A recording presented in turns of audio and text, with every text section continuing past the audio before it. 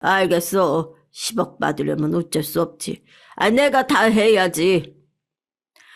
저기 빨래 끝나면 거기 둘째네 반찬 좀 만들어 주고 와요. 남편은 그렇게 반년간을 죽어라 집안일을 하더니 어느 날은 제게 못해 먹겠다며 막내 며느리 집으로 가야겠다고 하더라고요. 이렇게 하다간 10억이고 뭐고 받기 전에 병원 신세 질 것 같다면서 말입니다. 그땐 제가 판단을 내려야 할 때라는 걸 알았죠. 지금껏 남편을 고생시킬 만큼 시켰으니 복수는 어느 정도 했고 이젠 갈라설 때가 됐다는 결정이요.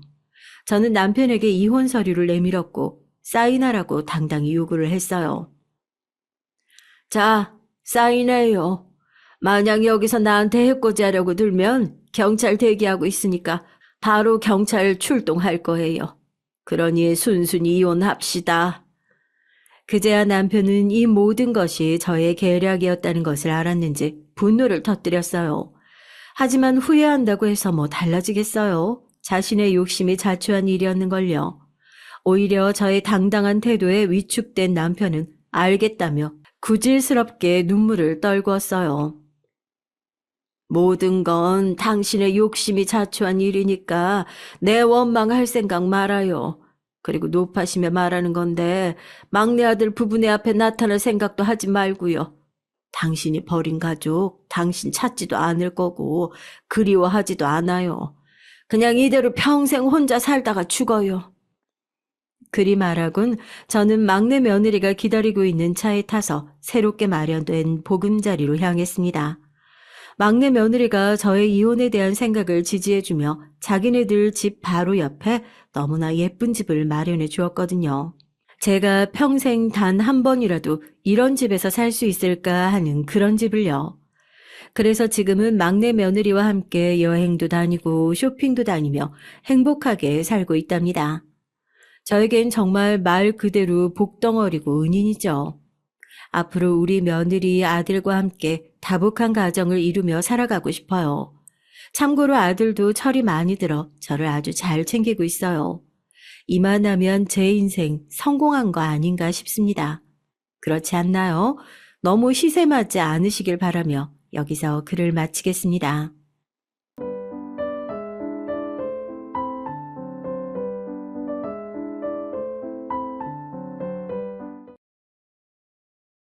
안녕하세요.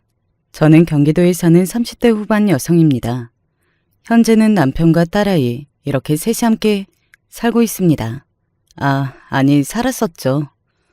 결혼한 지 이제 7년 정도 되었고 딸아이는 올해 5살이 되었어요. 왜 셋이 함께 살았었다고 이야기하냐면 지금은 저희 친정 엄마와 딸, 저 이렇게 셋이 살고 있거든요. 오늘은 이렇게 된 사연에 관한 이야기를 해드리려고 합니다. 그들의 만행을 동네방네 떠들고 싶어서 쓰게 된 거니까 끝까지 들어주시고 많이들 떠들어주세요. 저와 남편은 연애 결혼했습니다. 남편이 일방적으로 저를 쫓아다녔어요. 솔직히 저는 남편 같은 남자가 취향도 아니었고 딱히 좋아지지도 않았었거든요. 하지만 남편이 저를 너무 좋아하는 그 마음에 넘어갔습니다. 그거에는 주변의 이야기도 많이 작용을 하기는 했어요. 여자는 자기를 정말 좋아해주는 사람 만나야 잘 살아. 그렇게 듬직하고 우직해 보이는 사람들이 결혼해서도 자기 가족한테 잘하더라. 그래, 남자는 그게 최고라니까. 자기 가족한테 잘하는 거랑 성실한 거. 책임감이 있어 보이고 성실해 보이기는 했어요. 그 당시에는 그렇게 보였습니다. 뭐 지금은 아니라는 걸 다 알지만 그때는 그랬어요. 그렇게 남편과 저는 연애를 했고 연애를 한 지 채 6개월도 지나지 않아 청혼을 받고 결혼을 했습니다. 결혼까지 순탄했던 건 아니었어요. 시어머니가 저를 탐탁치 않아 하셨거든요. 실제로 보니 뭐 그렇게 예쁜 것도 아니구만. 뭘 그렇게 소가리라 하고 힘들어했는지 모르겠다.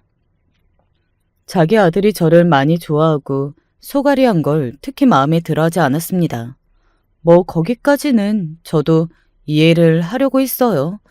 자기 자식 마음고생시킨 여자가 곱게 보일 리는 없다는 생각을 하면서 말이죠. 하지만 그것 말고도 사사건건 시비를 많이 걸어왔습니다. 특히 제가 홀어머니 밑에서 큰 걸 그냥 넘어가지 못했어요. 아무리 그래도 양친 다 살아계신 거랑은 다른 건데. 저희 어머니는 저를 정말 성심성의껏 잘 키우셨어요. 그래서 부족함이나 모자람 없이 자랐고요. 네가 그렇게 말해도 사람들이 보기에 그렇지 않은 법이다. 그리고 어른이 말하는데 어디 자꾸 토를 달아? 그런 식이었습니다. 무슨 말만 하면 어른 말하는데 토를 단다고 하면서 말도 하지 못하게 했어요. 상당히 권위적이고 가부장적인 분이었습니다. 그래서 시어머니를 만나 뵙고 결혼을 조금 망설였던 것 같아요. 그때 남편이 이렇게 말하더군요. 어머니, 1년에 봐야 한 손에 꼽을 만큼 볼 텐데 뭐. 그리고 내가 중간에서 잘할게. 나 믿지? 응? 솔직히 말하면 남편을 그다지 믿지는 않았었거든요. 남편은 결국 남의 편이고 자기 핏줄 편을 들게 되어 있다는 말을 주변에서 하도 많이 듣고 보고 해서 말입니다. 하지만 그런 제 마음을 돌린 가장 결정적인 계기가 있었어요. 이거 어머니 생신이지? 가져다 드려. 이게 뭐야? 자기 어머니 생신이지 않아? 이거 내가 나름 열심히 고른 거야. 그러니까 꼭 가져다 드려. 알았지? 남편은 그렇게 말하며 저에게 엄마의 선물이라고 뭔가를 줬어요. 그 안에는 백화점에서 샀을 법한 고급 화장품과 건강식품이 들어있었습니다. 그 마음이 너무 고맙더군요. 여자친구 어머니의 생신까지 챙겨주는 남자는 저는 처음 만나봤거든요. 저는 엄마와의 관계가 유별난 편이기는 했습니다. 앞서 이야기해드렸듯 홀어머니 밑에서 큰 것도 그랬지만 엄마가 저에게 참 좋은 엄마였거든요. 아버지 없는 그 부족함을 제가 느끼지 않게 하기 위해서 정말 최선을 다해 사셨습니다. 저는 그런 엄마를 바로 옆에서 지켜봐왔고 말이죠. 그래서 그런지 엄마에 대한 짠한 마음과 연민? 뭐 그런 게 다 뒤섞인 마음이 있었어요. 더 감사하기도 했고 말이죠. 그래서 늘 입버릇처럼 했던 말이 있었습니다. 나는 우리 엄마한테 잘하는 남자랑 결혼할 거야. 라고 말이죠. 당시에 남편에게는 그런 말을 한 번도 해본 적이 없었는데 남편이 저희 엄마를 알아서 챙기는 걸 보고 마음이 확 돌아섰던 것 같아요. 엄마도 그 선물을 전달받고서는 너무 기뻐하셨고 말이죠. 물론 시어머니 될 분이 유난스러운 게 마음에 걸리지 않은 건 아니었지만 그래도 매일 얼굴 보고 사는 것도 아니니 괜찮을 거라고 그때는 그렇게 생각했습니다. 물론 지금은 아니지만 말이죠. 만약에 그런 문제로 결혼을 고민하고 계신 분이 계시다면 저는 절대 말리고 싶네요. 결혼부터 하기 전에 며느리 될 사람에게 이러쿵 저러쿵 말하는 사람은 결혼하고 나서는 수십 배는 더 한다고 말이죠. 결혼 과정도 막 순탄한 건 아니었습니다. 중간에서 남편이 조금 중재해 주기는 했지만 시어머니는 기본적으로 혼수나 예단을 제대로 그것도 본인이 받고 싶은 게 많으셨기 때문에 이것 빼고 저것 빼도 저희 집으로서는 조금 부담이 되기는 했었거든요. 이 정도는 내가 해주고 싶어. 그래도 우리 집에는 부담인데. 하나밖에 없는 딸, 이 정도도 안 해주면 엄마가 나중에 후회할 것 같아서 그래. 그렇게 이야기하는 엄마에게 그러지 말라고 더 말할 수 없었습니다. 그래서 적정선에서 타협했던 것 같아요. 물론 그 적정선이라는 게 상당히 많기는 했지만 말이죠. 그렇게 많이 받아놓고도 시어머니는 그때 받고 싶은 걸 다 못 받았다며 나중에 몇 번이고 더 툴툴거리며 불만을 표했지만 말입니다. 결혼하고 첫 1년 정도는 생각했던 것보다는 평화로웠습니다. 시어머니와 만날 일이 그렇게 많지도 않았고 또 당시에는 시누이가 또 결혼을 준비하고 있었거든요. 그걸로 정신이 없으셨어요. 자기가 저에게 받아 먹으려고 했던 건 생각하지 않고. 아니, 그 집안 사람들은 혼수나 예단을 뭘 이렇게 거하게 하겠다는 거야? 하며 불평 불만을 할 때는 기가 찼지만 말입니다. 그래봐야 본인이 저한테 요구한 것 반 정도밖에 안 되었는데 말이죠. 자기 입장이 되니 사람이 싹 바뀌더군요. 뭐 그런 걸로 입을 대지는 않았습니다. 그래서 결혼하고 1년 정도는 이 정도면 괜찮은데? 라고 생각했던 것 같아요. 그건 저의 크나큰 착각이었지만 말입니다. 집에 좀 오거라. 김장할 건데 와서 좀 도와. 오늘 장 보러 갈 건데 좀 같이 가자. 시누이를 시집 보내놓고 나서 정말이지 본격적인 시집살이가 시작됐습니다. 사사건건 저를 불러냈어요. 이쯤 되면 많은 분이 제가 전업주부라고 생각하실 겁니다. 하지만 아니었어요. 저는 직장 생활을 했거든요. 하지만 시어머니에게는 그런 게 통하지 않았습니다. 저 오늘 회사 일이 조금 바빠서 일찍 못 갈 것 같아요. 뭐 대단한 일 한다고 시어머니도 못 도와? 자주 일찍 퇴근해서 지금 눈치도 많이 보이고 그래도 제가 회사를 계속 다녀야 하니까 어머니가 조금만 이해해 주세요. 하여간 마음에 드는 게 하나도 없어. 일을 그만두라고는 하지 못했거든요. 남편이 그다지 많이 버는 사람이 아니었기 때문입니다. 저나 남편 월급이나 비슷했어요. 결혼할 때도 이런 이야기를 했었고요. 결혼해도 회사는 계속 다닐 거지? 네, 물론이죠. 그래, 요즘 같은 세상에는 둘이 벌어야 한다. 그렇다고 집안일 소홀히 하면 안 되고, 알겠지? 다른 집 보면 회사 다니면서도 여자들이 척척 다 잘만 하더라. 괜히 남편 시키거나 그러지 말고. 이렇게 말입니다. 같이 돈을 벌고 월급도 그다지 차이가 나지 않은데 왜 집안일은 여자가 다 해야 하는 건지 그 자리에서 따져 묻고 싶었지만 그건 남편과 제가 해결해야 할 문제이니 거기서 딱히 이야기를 하지는 않았어요. 짧은 시간 시어머니를 겪어본 바로는 제가 아무리 맞는 말을 해도 들어먹을 뿐도 아니었고 오히려 젊은 게 어른한테 따박따박 말대꾸나 한다고 한 소리 들을 게 뻔했으니까요. 그리고 실제로 그때까지만 하더라도 집안일이 나름대로 잘 분배가 되어 있었습니다. 일이 덜 바쁘거나 일찍 퇴근하는 사람이 청소나 빨래했고 밥을 차려 먹는 거나 설거지는 그때그때 번갈아가며 잘했어요. 그렇게 잘 살고 있던 와중 하루는 남편이 자연스럽게 그릇을 들고 부엌으로 가서 설거지를 하는 모습을 시어머니가 보게 되었습니다. 버럭 소리를 지르더군요. 남자가 부엌에 들어가는 게 뭐가 저렇게 자연스러워? 너 집에서도 이러니? 같이 바쁜데 제가 할 수 있는 건 제가 하는 거죠. 남자랑 여자랑 같아? 어? 둘 다 같이 돈 버는데 요즘 세상에 다를 게 뭐가 있어요. 세상이 아무리 바뀌었다고 한들 나는 그런 꼴 못 본다. 알겠어? 우리 아들 부엌에 드나들게 하지 마라. 제가 아무 말 없이 시어머니를 바라보니 한 번 더 소리를 지르더군요. 내 말에 대답 못해? 네, 그럴게요. 물론 그렇게 말만 했지만요. 시어머니와 몇 번 논쟁 끝에 그 막무가내 논리를 이길 수 없다고 판단 내린 후 이렇게 대처하는 것이 가장 현명하다는 결론을 내린 뒤였거든요. 괜히 시끄러운 소리 오고 가는 것도 피곤하고 말이죠. 생각해보면 이때까지만 하더라도 남편은 그래도 괜찮았던 것 같네요.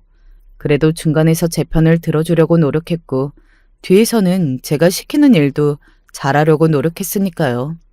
결국 그도 변했지만 말입니다. 아무튼 그렇게 결혼 1, 2년은 나름 버틸만 했던 것 같습니다. 하지만 그 이후로 남편도 점점 변하기 시작했어요. 오늘은 자기가 좀 해. 나도 방금 들어왔잖아. 그런 건 당신이 좀 하면 안 돼? 다른 집 마누라들은 애도 키우고 집안일도 하고 회사 일도 다 잘한다던데. 갑자기 여기서 다른 집 여자들 이야기가 왜 나와? 당신도 어머님 닮아가?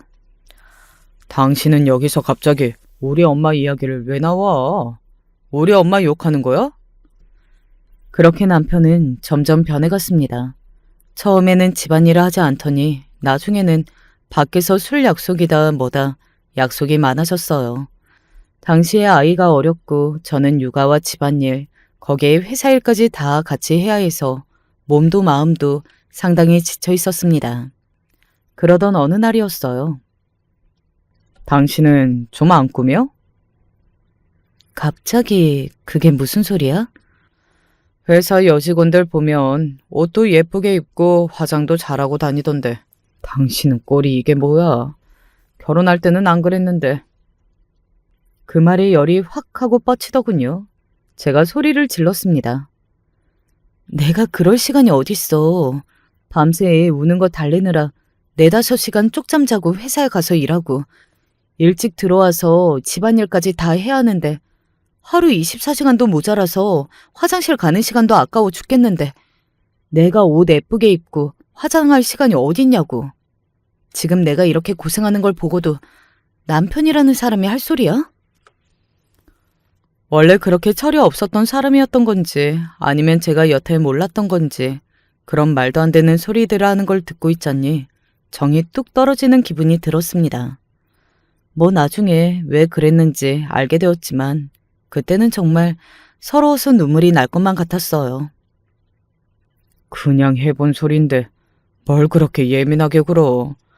당신도 억센 아줌마가 다 됐다. 처녀 때는 진짜 하늘거리고 예뻤는데. 그날 서러움에 얼마나 많이 울었는지 몰라요. 내가 왜 이 남자와 결혼한 건지 그런 것조차 생각이 나지 않을 만큼 정말 많이 후회되었습니다. 저희 엄마에게 잘했던 것도 다 과거의 일이 되었습니다. 이번 주 주말에 엄마 생신이셔. 그게 뭐? 그게 뭐냐니. 같이 가서 밥이라도 한 끼 먹자는 거지. 매년 돌아오는 생일 꼭 뭘 매년 모여. 그냥 당신이 가서 밥 사드리고 용돈 드리고 와. 나는 그때 약속이 있어서 못 가. 다른 건 다 필요 없고 그저 우리 엄마한테 잘하는 거. 그거 하나만큼은 계속해서 지켜주기를 바랐지만 그것마저도 큰 욕심이었나 보더라고요. 남편은 집에도 들어오지 않고 내내 밖으로 돌며 속을 썩였습니다. 그때는 몰랐어요. 그게 바람이 나서 그랬다는 걸 말이죠. 남편의 바람을 알게 된 건 그로부터 얼마가 지나지 않은 어느 날이었습니다. 나 전화 좀 받고 올게. 어딘가 제 눈치를 상당히 보던 남편이 전화를 받고 오겠다고 하더군요. 당시에 저는 뭔가 마음이 상당히 힘든 상태였기 때문에 남편이 늦게 들어오든 말든 무슨 약속이 있든 말든 묻지도 관심을 가지지도 않고 있던 상태였었거든요. 그런데 그날은 어딘가 이상한 기분이 들었습니다. 그런 걸 바로 여자의 촉이라고 하는 건가 봐요. 자기야. 나도 보고 싶지. 물론이지. 그래. 이번에는 꼭 둘이 여행 가자. 그럼 나도 사랑하지. 살짝 열린 서재 사이로 나오는 남편의 통화 내용은 누가 들어도 오해의 소지 없이 바람이었어요.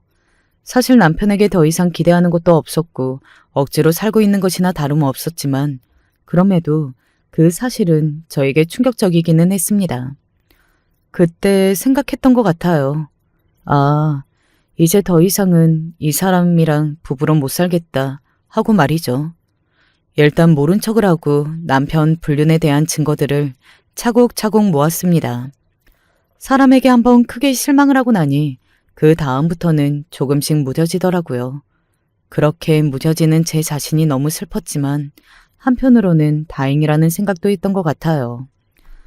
매번 상처받았으면 아마 저는 살아있지 못할지도 모릅니다. 신이 인간에게 준 선물 중에 하나가 망각이라는데 그 말이 딱 맞는다는 생각이 들어요. 아무튼 그렇게 하나 둘 증거 자료를 모으고 있을 때였습니다. 오늘 집에 와서 대청소 좀 해라. 시어머니가 다시 저를 불러다 일을 시키려고 한 겁니다. 울컥하더군요. 네 아들은 지금 집에서 살림하느라 애 키우느라 심지어 그러면서 돈까지 버느라 개고생을 하고 있는 지 부인을 내버려두고 바람이 났는데 그런 며느리에게 시집살이까지 시키려고 하는 게 서러워서 말이죠. 그래서 그냥 못 가겠다고 했어요. 오늘 몸이 너무 힘들어서 못 갈 것 같아요. 뭐? 뭐다? 죽을 것 같아도 와야지. 어디서 시어머니가 오라는데 못 온다고 하는 거야? 어? 어디서 배워먹은 버릇이야? 본인 딸은 조금만 고생하는 것 같으면 바들바들 떨면서 그 집 시어머니가 어쩌고 저쩌고 하면서 몇 시간을 욕을 하면서 저한테는 그러는 게 너무 우습더군요.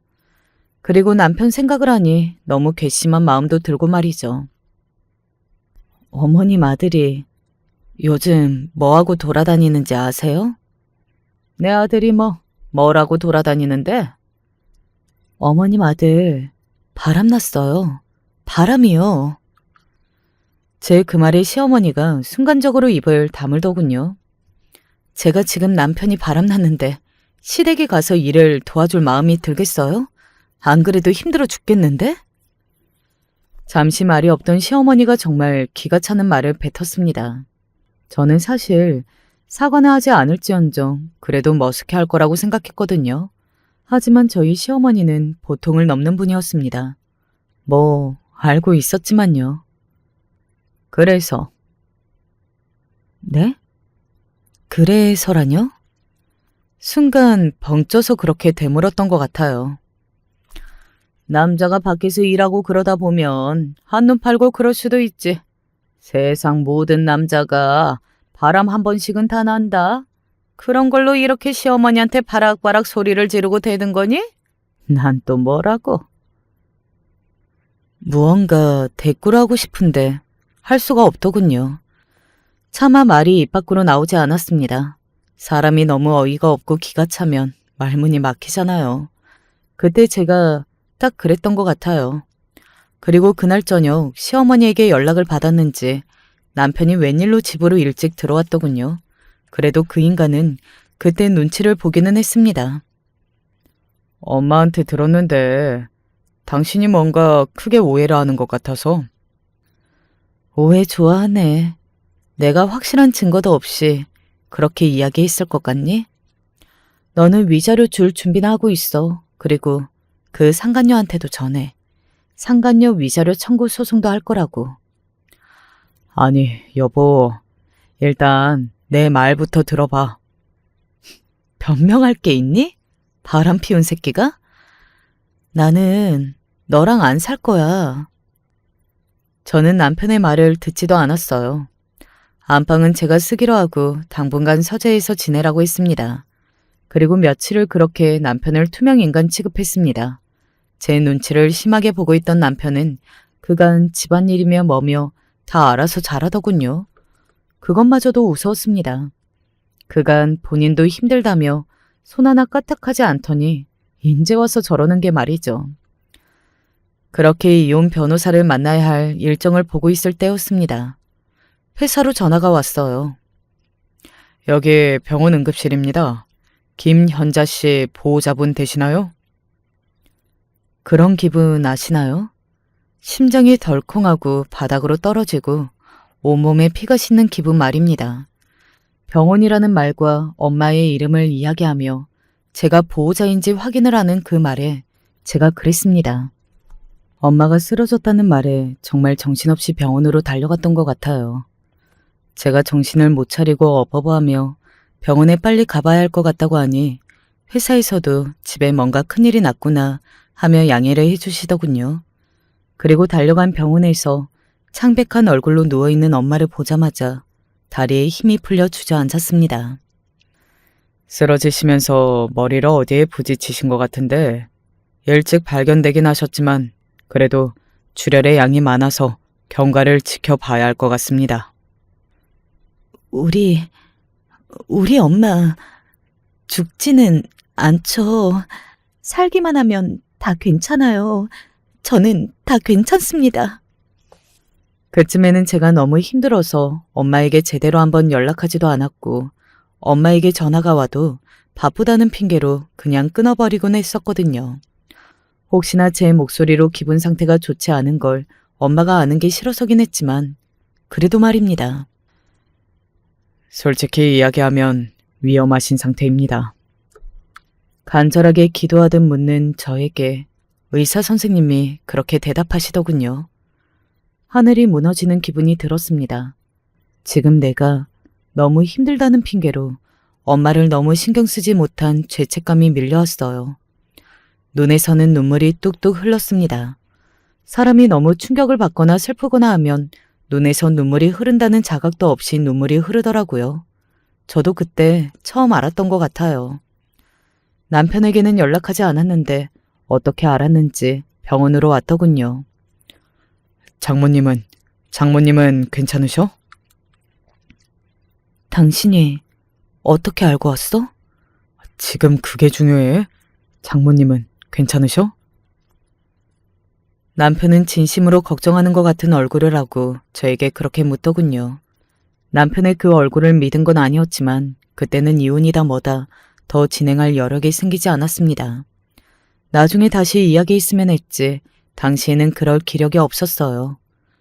회사에는 당분간 쉬겠다고 휴직계를 내고 딸아이를 시어머니에게 맡기고 엄마 옆에 붙어서 본격적인 간호를 시작했습니다. 남편이 그러라고 하더군요.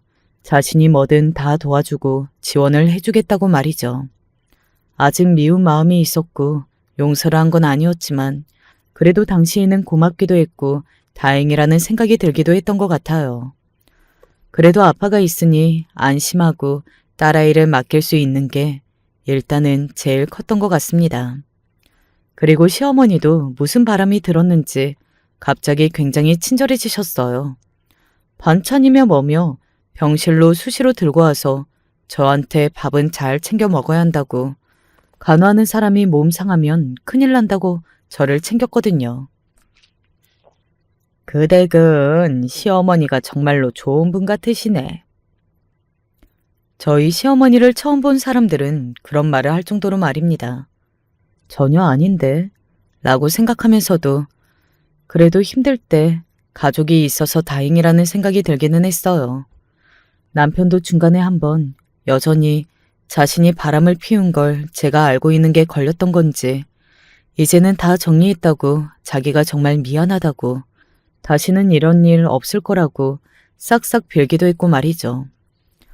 이 사연을 들으시는 분들은 저에게 호구라고 하실 수도 있지만 만약 그 이후로 아무 일이 없었다면 저는 시어머니고 남편이고 용서했을지도 모릅니다. 왜 주변에서 너무 힘든 일이 생기거나 그러면 사람이 마음도 약해지고 그런 법이잖아요. 당시에 제가 딱 그랬던 것 같아요. 심적으로 많이 힘들고 지쳐있던 때라 누군가에게 기대고 싶었고 그때는 제 주위에 그게 남편밖에 없었고 말입니다. 그간 내가 정말 미안했다. 그러니 지난 날은 잊고 우리 한번 잘 지내보자. 게다가 시어머니도 그렇게 저에게 잘못했다고 하셨거든요. 그때는 시어머니가 변했다고 생각했던 것 같습니다. 엄마가 아파서 누워있는 며느리를 보면서 마음이 동했다고 말이죠. 그리고 자신도 어찌되었든 딸을 가진 엄마니 그럴 수 있다고요. 제가 정말 바보 같았죠. 장모님은 자도가 조금 있으시대? 아직 모른대. 꼭 깨어나실 거야. 강한 분이시잖아. 남편이 해주는 말에 위로받기도 했네요. 아무튼 그렇게 얼마간의 시간이 흘렀습니다. 저는 하루하루를 산다는 느낌이 아닌 버틴다는 마음으로 견뎌냈었던 것 같아요. 처음에는 점점 욕심도 버리게 되더라고요. 나중에는 잠시만이라도 깨어나서 내가 인사를 할 시간만 줬으면 좋겠다고 빌고 또 빌었습니다. 아마 가족이 사경을 헤맨 경험이 있는 분이라면 제가 어떤 심정으로 이런 말을 한 건지 아실 수 있을 겁니다. 그러다 하루는 남편이 이런 질문을 하더군요. 장모님 병원비는 다 어떻게 하고 있어? 당신 걱정이 돼서 그래. 아, 그건 걱정하지 마. 엄마가 들어둔 보험이 많더라고. 그래서 다 충당될 정도니까 괜찮아. 아, 그래? 장모님은 무슨 보험을 그렇게 많이 드신 거래? 원래 우리 엄마가 혼자서 나를 키우면서 걱정이 좀 많았어. 혹시나 자기한테 무슨 일이 생기면 정말로 나 혼자 남는 거니까. 그래서 예전부터 들어둔 보험이 많은 거야. 그렇구나. 장모님 정말 대단하시다. 당시에는 저도 마음이 많이 약해져 있기도 했고 또 남편이 진심으로 걱정해주고 있다고 생각해서 다 사실대로 이야기했던 것 같습니다. 실제로 엄마는 들어둔 보험이 많았어요. 이유도 다 말했던 것처럼 만약 본인에게 무슨 일이 생기면 혼자 남게 될 제가 걱정돼서 그런 거라고 말입니다. 그래서 보험금을 하나하나 확인하면서 더 많이 울었던 것 같아요. 엄마의 그 마음을 제가 엄마가 되고 보니 더 잘 알겠더라고요. 남편과 그 이야기를 하고 며칠이 지나지 않은 어느 날이었습니다. 집에 가서 씻고 제대로 좀 자고 또 애 얼굴도 보고 와.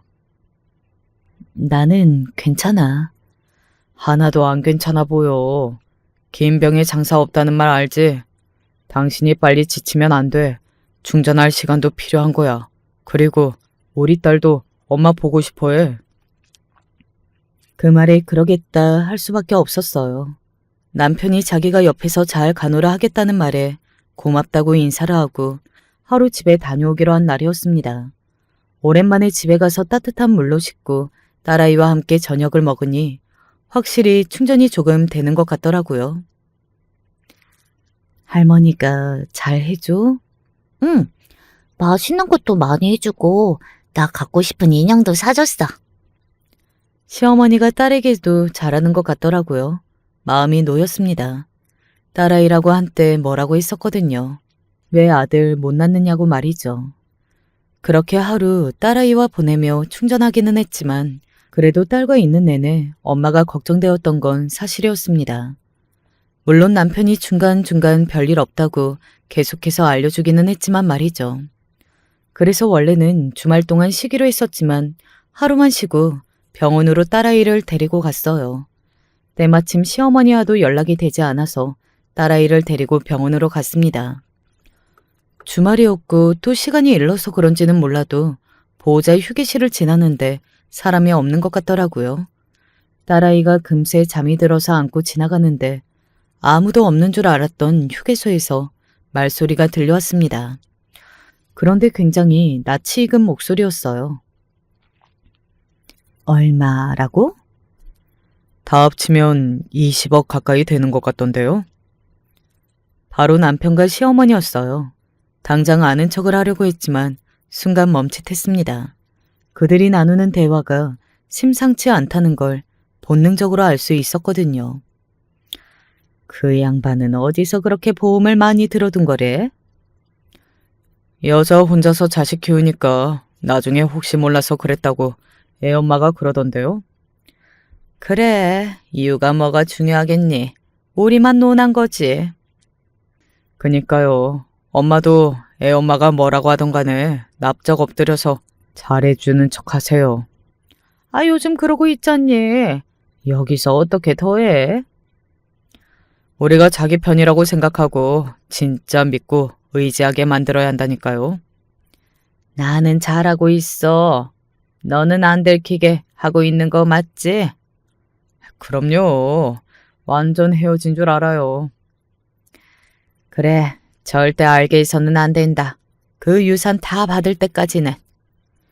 받고도 몇 년은 더 살아야 재산 분할 받을 수 있다는데 그 전에 제가 그 보험금 받아서 엄마 앞으로 집 사드릴게요. 그러면 좀 쉬울 것 같은데 나중에 소유권 주장하기도 힘들어지고. 아이고, 정말이냐? 아유, 좋아라. 저는 그 자리에서 굳었습니다. 저들이 무슨 이야기를 하는지 다 알았지만 받아들일 수 없었어요. 뭐 충격적이고 그런 것보다 어떻게 사람이 사람의 죽음을 눈앞에 두고 그런 보험금 이야기를 할 수가 있는지, 그리고 그간 저에게 해왔던 모든 행동이 다 거짓이었다는 것에 그저 멍해졌던 것 같아요. 하지만 그 뒤에 들려오는 말에는 저도 분노를 할 수밖에 없었습니다. 저 노인네가 빨리 뒤져야 할 텐데. 아, 그러니까요. 오늘 내일 한다더니 명 한 번 더럽게 기네. 세상 어느 자식이 아픈 부모를 두고 그런 말을 하는 사람들을 가만히 둘 수 있겠습니까? 당연히 저도 가만히 있을 수 없었습니다. 그래서 나서려던 찰나였습니다. 뒤에서 누군가의 인기척이 느껴졌어요. 그리고 저는 그 인기척의 주인을 확인하고서는 놀라 기절할 수밖에 없었습니다. 너는 가만히 있어. 엄마가 해결할게. 바로 저희 엄마였던 겁니다. 저는 너무 놀라서 순간 제가 뭘로 화를 내고 있었는지도 다 까먹을 정도였던 것 같아요. 어쩌죠? 안 죽어서. 엄마가 크게 그렇게 이야기하며 시어머니와 남편 사이에 나타났습니다. 두 사람은 그런 엄마를 보고 입을 떡 벌렸어요. 당연히 그럴 수밖에요. 저도 놀라서 나자빠지는 줄 알았는데 조금 전까지 그런 이야기를 하고 있던 그 두 사람은 더하면 더했지 덜하지는 않았을 겁니다. 장모님이 어떻게? 사돈, 이게 무슨 일? 놀라서 하얗게 질린 두 사람을 보고 엄마가 말했습니다. 왜요? 죽어야 하는 사람이 일어나 있는 걸 보니 놀라셨어요? 내가 죽어서 보험금 받아서 새 집 사야 하는데. 엄마는 다 들은 겁니다. 저는 다른 것보다 엄마가 다 들었다는 사실에 또 슬펐던 것 같아요. 아니, 사돈, 그게 아니고. 아니기는 뭐가 아니에요. 엄마는 그러고 남편을 바라봤습니다. 그 바라보는 눈빛에서 어딘가 모를 살기가 느껴졌어요. 저는 엄마의 그런 눈빛을 처음 봤어요.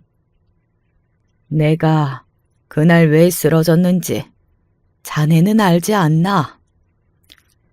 장모님, 그게 아니. 남편은 엄마가 왜 자신을 그렇게 보는지 아는 것 같더라고요. 내 앞에서 그 여자랑 물고 빨고 하는 걸 내 눈으로 봤다고. 그 꼴을 보고 내가 소리를 지르다가 쓰러졌다는 거 얘한테 말했나? 아, 말을 안 했으니 얘가 이렇게 자네를 내 병실에 있도록 한 거겠지. 저는 그 말에 멍해졌습니다. 그게 다 무슨 소리야? 엄마가 말해주는 그날의 사건 내용은 이랬습니다. 그날 엄마는 우연히 길에서 남편과 남편의 상간녀가 다정히 팔짱을 끼고 가는 모습을 본 겁니다. 그러고는 그들의 대화 내용으로 그들이 불륜 사이임을 알게 되었고 남편을 향해 소리를 질렀다고요. 그러면서 확 열이 뻗쳤고 쓰러졌는데 바닥에 그대로 머리를 찍은 거였습니다. 뭐라고? 그랬는데 신고도 네가 안 했다고? 저를 가장 화나게 한 건 쓰러진 엄마를 보고도 그 연놈들이 119에 신고를 한 게 아니라는 것이었어요. 제가 듣기로는 지나가던 할머니 한 분이 엄마를 발견하고 신고했다고 들었거든요. 남편과 그 상간녀는 엄마가 쓰러진 걸 보자마자 그냥 그 자리에서 도망을 간 겁니다. 이런 천하의 쓰레기 같은 인간들이 어떻게 있을 수가 있냐고요. 야, 이 미친 새끼야. 저는 그 자리에서 남편의 머리를 잡았어요. 그러고는 소리를 지르며 남편을 때렸습니다. 눈물이 펑펑 났어요.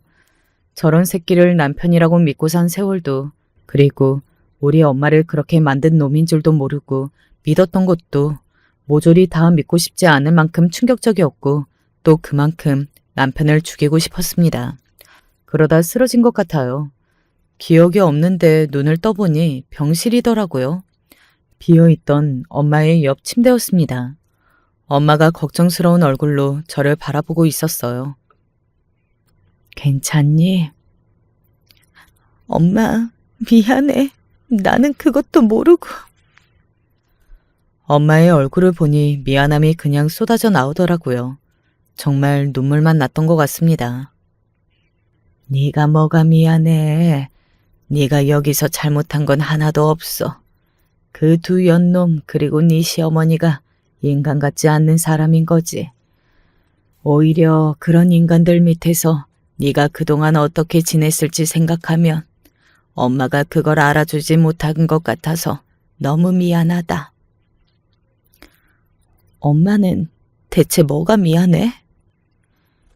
저와 엄마는 그렇게 둘이 한참을 부여잡고 엉엉 울었던 것 같아요. 저는 정신을 차려야만 했습니다. 그들에게 복수를 해야 했으니까요. 일단 그동안 모아둔 자료와 그날 엄마가 그 연놈을 보고 쓰러졌던 그곳의 CCTV를 확보했어요. 다행히도 주변 상가에서 아직 보관하고 있더군요. 제가 사정을 설명드리니 그런 쓰레기 같은 놈들은 벌을 받아야 한다며 기꺼이 CCTV를 넘겨주셨습니다. 그리고 너무 다행스럽게도 그곳에는 모든 것들이 다 찍혀 있었어요. 엄마가 손가락질로 그들을 가리키는 것과 놀란 얼굴이 된 남편과 그리고 이내 목덜미를 잡고 쓰러지는 엄마와 그런 엄마를 보고 도망가는 남편과 그 상간녀까지 모조리 다 말입니다. 저는 그 모든 자료를 가지고 일단 이혼 소송을 청구했고 그 여자에게도 상간녀 위자료 청구 소송을 걸었어요. 얼마 지나지 않아 그 여자가 저를 찾아왔습니다. 제가 죄송해요. 그러니까 그 소송은 좀 취하해 주세요. 아니요. 저희 엄마는 돌아가실 뻔했어요. 저는 절대 남편과 당신을 용서할 수 없습니다. 아직 처녀란 말이에요. 소문나면 저 시집도 못 가요. 그러면 이런 짓을 저질러 놓고도 평화롭게 다른 남자를 만나서 결혼하고 가정을 꾸릴 생각이었어요? 그런 생각을 했단 말이에요? 제 그 질문에 상간녀는 입을 다물더군요. 그리고 제가 절대로 용서해 줄 것 같지도 또 소송을 취하해 줄 것 같지도 않자 결국은 그냥 돌아갔습니다. 그리고 얼마 지나지 않아 그 상간녀의 회사에 다 소문이 난 것 같더라고요. 내가 건너에 그 회사 다니는 사람을 아는데 회사에 본처 엄마 죽일 뻔했다고 소문이 쫙 났대서 내가 그게 무슨 소리냐고 물었더니 너희 집 이야기 같은 거야. 그래서 조금 자세히 물어봤어. 원래 소문이라는 게 그렇잖아요. 실제 있는 일보다 부풀려지기도 하고 그런 거. 이 일은 실제의 일도 충격적이기는 했지만 말입니다. 본처 엄마가 길거리에서 둘이 불륜한 걸 봤는데 따지고 드니까 밀어서 넘어졌다. 그래서 그 본처 엄마가 사경을 헤매다가 얼마 전에 깨어나서 모든 게 밝혀졌다고. 그 여자는 민 거 아니라고 해명하고 다녔다는데 아무도 안 믿어주고 게다가 결국은 불륜도 길거리에서 본처 엄마를 마주친 것도 진짜라고 증명이 된 거나 다름이 없게 된 거라 그 회사가 뒤집어졌나 보더라고. 그래서 회사를 그만뒀다고 말입니다. 물론 당연히 남편의 회사와 지인들 사이에서도 소문이 쩍 났습니다. 그 상간녀의 주변에 그렇게 소문이 날 정도인데 남편은 당연하죠. 하지만 도저히 얼굴을 들고 다닐 수 없어 회사를 그만둔 상간녀와 달리 남편은 뻔뻔하게 얼굴을 들고 회사에 다녔어요. 뭐 본인도 어쩔 수 없기는 했을 겁니다. 거기를 그만두면 자기도 어디를 가야 할지 답이 없었을 테니 말이죠. 본격적인 소송이 들어가고 남편과 시어머니가 찾아와 무릎을 꿇었어요. 당신이 하라는 거 다 하고 달라는 건 다 줄게. 양육권이든 뭐든 그러니까 소송만은 하지 말자. 어? 그래. 우리가 네가 하라는 건 다 하마. 어? 그런 두 사람을 가만히 보다가 제가 말했어요. 우리 엄마가 죽을 뻔했어요. 저는 절대 용서 못합니다. 그리고 양육권은 당연히 내가 가지고 오는 거지. 당신이 준다 만다 결정할 게 아니야. 알아? 그 이후로는 그들의 연락을 일절 받지 않았어요. 그리고 당연히 소송도 이기고 위자료와 재산 분할도 저에게 유리하게 다 받을 수 있었습니다. 그 상간녀에게도 말이죠. 엄마는 더 복수를 하고 싶어 했어요. 물론 자신이 그렇게 죽을 뻔한 것보다 그간 제 마음이 다쳤던 거에 더 분노하셨습니다. 그런 엄마에게 그런 쓰레기들과 더 얽히기 싫어서 그만하는 거라고 그렇게 설득했습니다. 사실 그게 맞기도 했어요. 그들을 더 이상 보고 싶지 않았습니다. 그들의 얼굴을 보는 것만으로도 스트레스였거든요. 그리고 그들은 계속해서 벌을 받고 있습니다. 일단 지금까지 있었던 일을 더 이야기해 드릴게요. 크게 두 가지가 있는데 저도 다 전달받은 이야기이긴 하지만 진짜는 맞을 겁니다. 첫 번째는 신우이 남편이 바람이 났다더군요. 그런데 신우이는 이혼하기 싫어서 매달렸고 신우이 남편은 끝까지 이혼하고 싶어 해서 그냥 쫓겨났다고 말입니다. 딱히 증거가 없어서 소송 같은 걸 걸지도 못했나 보더라고요. 그 집 엄마가 머리 싸매고 누웠다고 하던데 자기 딸이 그렇게 소박을 맞았으니 이제 딸 가진 부모 처지에서 사위의 불륜이 얼마나 큰 상처가 되는지는 알았겠지. 그런 식으로 되돌려 받기를 원한 건 아니었지만 업보라는 생각이 들기는 하더군요. 전에 너한테 뭐라고 했다고 했지? 남자가 바깥일 하다 보면 여자가 생길 수도 있는데 그걸로 유난이라고. 그래, 그 말을 네 시누이도 똑같이 들었다고 하더라. 그런데 그거에 목덜미를 잡았다던데. 본인이 한 말은 생각도 안 하고 말이지. 인간이라는 게 원래 본인이 한 잘못은 생각하지 않고 당한 일만 억울해하는 법이라기는 하지만 그래도 웃기기는 하더군요. 그래도 시누이한테는 별 악감정 없었는데 안 됐기는 하다. 아휴, 너는 너무 착해서 문제야. 그게 아니고 남편의 불륜이 얼마나 큰 상처가 되는지 알아서 그래.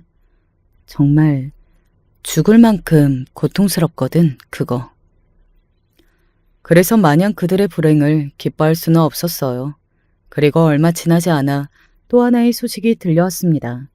이번 소식은 속이 뻥 뚫리게 통쾌하기는 했어요. 남편과 그 상간녀는 얼마 지나지 않아 결혼했다고 합니다. 식을 올린 건 아니고 그냥 혼인신고만 하고 살림을 합쳤다고 해요.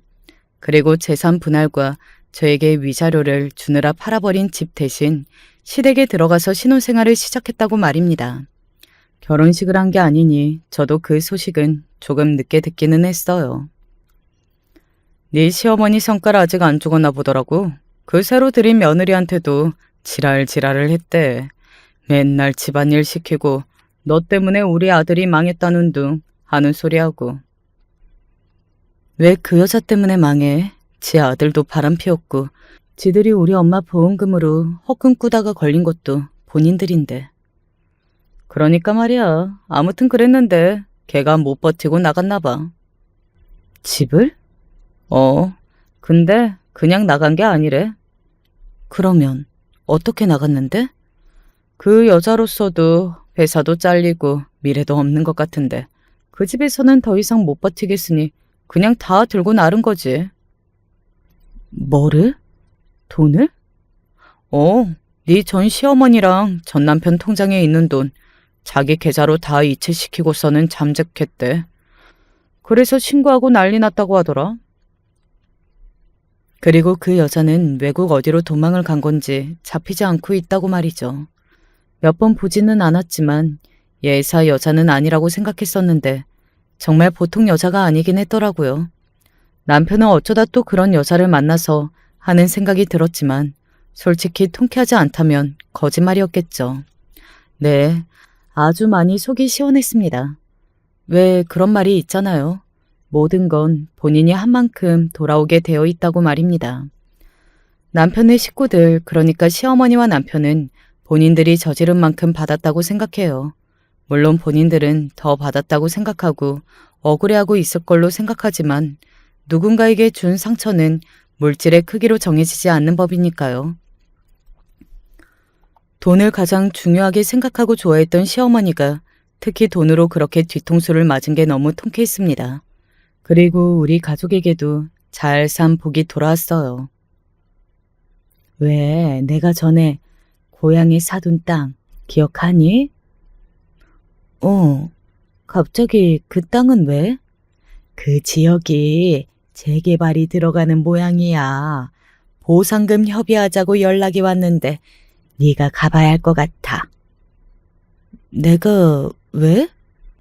내가 그 땅을 네 앞으로 해뒀었거든. 전혀 몰랐었습니다. 엄마가 그런 이야기를 한 번도 해준 적이 없었으니까요. 그리고 보상금은 생각보다 컸습니다. 뭐 돈에 연연하는 건 아니었지만 사실 그렇잖아요. 돈은 많으면 좋은 거긴 하니까 말이죠. 그리고 저는 그 사실을 의도적으로 전 시댁에 흘렸습니다. 배가 아프라고 말이죠. 그리고 시어머니와 남편은 예상대로 배가 아프다 못해 꼬인 듯 했어요. 가만히 있었으면 그 돈이 자신들의 돈이 될 걸로 생각했을 겁니다. 그건 절대 아닌데 말이죠. 연락을 받지는 않았지만 그 소식을 들은 뒤로 저에게 장문의 문자를 보냈었거든요. 남편이 말이죠. 당신 물론 나를 용서할 수 없다는 것도 잘 알고 있고 나도 용서를 바라기엔 너무나 큰 잘못을 저질렀다고 생각해. 하지만 막상 당신 없이 살아보니 세상이 너무 힘들고 당신이랑 우리 딸이 너무 보고 싶고 가족이라는 게 이렇게 소중한 거였구나 하는 생각이 들더라고. 물론 나를 용서할 수는 없겠지만 그래도 한번 기회를 주면 안 될까? 그래도 우리 좋았던 시절이 있었잖아. 라고 말이죠. 못 잊고 힘들긴 뭐가 힘들어요. 바로 그 상간녀랑 살림을 합쳐놓고 말입니다. 아마 남편은 제가 그 사실을 안다는 것을 몰랐던 모양이기는 했습니다. 한편으로는 다행이라는 생각도 들어요. 물론 엄마가 그렇게 힘든 시간을 보내야 했던 건 절대 다행인 일은 아닙니다. 그건 다시는 있어서도 안 되고 겪고 싶지도 않아요. 그런 말이 아니라 남편이랑 이렇게 헤어지게 된 건 말이죠. 그렇게 속이 시커멓고 나쁜 사람과 평생을 함께 살아야 했던 거잖아요. 아니 어쩌면 평생도 아니었겠죠. 그들이라면 그 사이에 저를 어떻게 했을지도 모를 일입니다. 충분히 그러고도 남을 사람들이라고 생각해요. 다 잊고 우리끼리 이제 행복하게 살자. 하고 싶은 거 다 하고 가고 싶은 거 다 가고 먹고 싶은 거 다 먹으면서 그래 그러자. 우리가 행복한 게 최고인 거야. 엄마는 잘 회복해서 퇴원하셨어요. 병원에서는 기적이라고 했습니다. 엄마가 그간 착실하고 좋은 사람으로 잘 살아서 그런 걸로 생각했어요. 다 한 만큼 돌아오는 법이니까 말이죠. 아마 남편과 시어머니의 업보는 여기서 끝이 아닐 겁니다. 그렇게 살아온 사람들이고 그런 사람들이니 앞으로도 그렇게 살아갈 거예요. 당연히 그렇게 살면서 저지른 잘못들은 다 다시 돌려받게 될 거고 말이죠. 다시 생각해봐도 제가 엄청난 일을 겪기는 했네요. 남편이 바람이 났고 이혼을 하려는데 엄마가 쓰러져서 사경을 헤매셨고 그것 때문에 남편에게 의지에 용서하려고 했는데 사실은 시어머니와 남편은 저희 엄마의 보험금 때문에 저에게 잘해줬던 거고 또 엄마가 깨어났고 사실 쓰러졌던 것도 남편의 불륜을 목격해서였다니. 사연을 쓰면서 제가 겪었던 일을 정리하고 또 생각하다 보니 예산일이 아니기는 했다는 생각이 듭니다. 하지만 저는 잘 이겨내고 있습니다. 물론 엄청나게 큰 상처였고 지금도 그 후유증을 겪고 있지만 말이죠. 그래도 저에게는 사랑하는 엄마와 예쁜 딸이 있으니 결국에는 이겨낼 수 있을 거예요. 제 이야기는 여기까지입니다. 아마 이야기를 들으시는 내내 많은 분이 공감도 해주시고 화도 내주셨을 걸로 생각합니다. 친구들에게도 들은 이야기지만 왜 이렇게 복수를 세게 하지 않았냐고들도 하시겠죠. 다른 뜻은 없었습니다. 그냥 그들과 똑같은 인간이 되고 싶지 않았어요. 그리고 그렇게 사는 사람들이라면 언젠가 반드시 자신들이 저지른 죄에 대한 대가를 받을 거라고 그렇게 생각했습니다. 그리고 실제로 지금 결과를 보면 그렇기도 하고 말이죠. 저는 앞으로 더더욱 행복해짐으로써 그들에게 계속 복수를 해나가려고 합니다. 제가 떵떵거리며 잘 살면 잘 살수록 그들이 그런 제 모습을 어디선가 보고 들으며 지난 날을 후회하고 또 가질 수 없는 거에 고통스러워할 테니까 말이죠. 그게 아마 최고의 복수 아닐까요? 저는 평생 행복할 테니 그들은 평생 괴로울 거잖아요. 그 생각만 하면 어떤 희열이 느껴지기는 합니다. 저는 이제 정말로 그만 사연을 줄여야겠네요. 저희 엄마랑 딸아이 이렇게 셋이 함께 내일 가까운 곳으로 여행을 가기로 했거든요.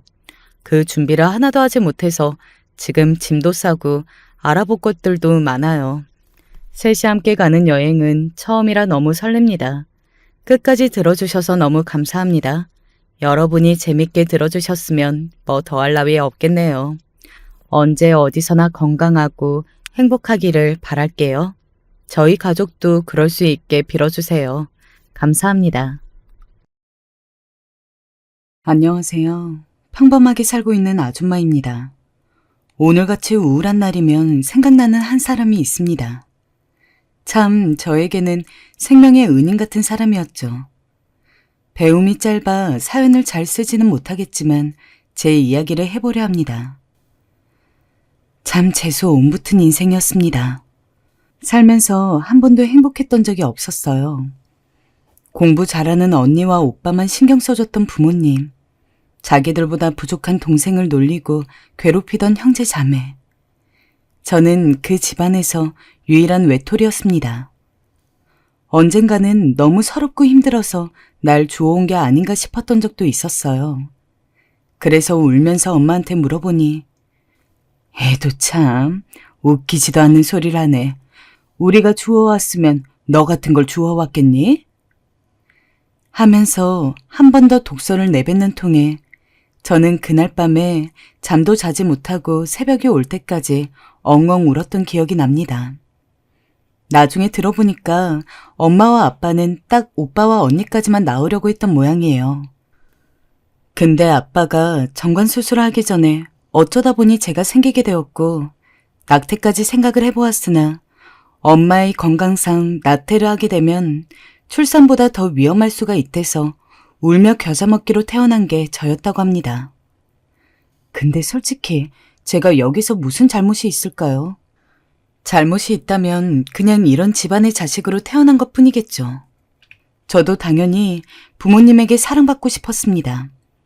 그래서 어릴 때는 공부도 열심히 하고 그림도 열심히 그리고 선생님에게 칭찬을 받으면 꼭 그걸 집에 가져가서 부모님에게 엄마, 아빠, 나 이거 칭찬받았어요. 하면서 자랑하고는 했습니다. 하지만 부모님은 제가 뭘 자랑하던 전혀 신경 쓰지 않으셨죠. 엄마 바쁘니까 그거 치워. 나중에 볼게.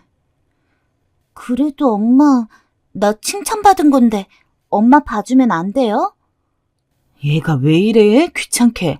저리 가라니까. 네.